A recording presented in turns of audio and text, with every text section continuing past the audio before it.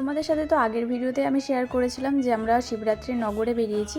তো যেহেতু নগরে দুপুরের দিকে বেরিয়েছিল, তো বিকেলের মধ্যেই আর কি নগর শেষ করে চলে এসেছিল।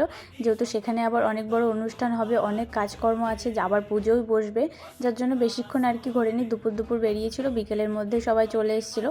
তো সেখানে এসেও প্রত্যেকটা মানুষে নাচানাচি করছিল, খুবই আনন্দ করছিল, মানে সবার নাচ একদমই বন্ধ হচ্ছিল না, সবাই খুবই আনন্দ করছিল।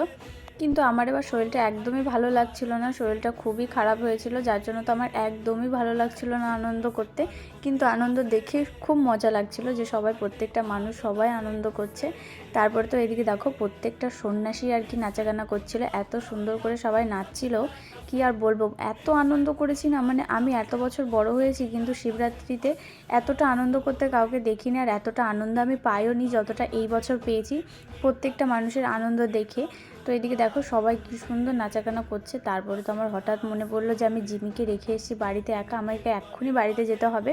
তো বাড়িতে গিয়েই তো দেখি বরমশাই আর কি বাড়িতে দেখি বসে আছে। ও কখন নগরের ফাঁকে বাড়ি চলে এসছে জিমির জন্য, যে জিমি যেহেতু বাড়িতে একা রয়েছে।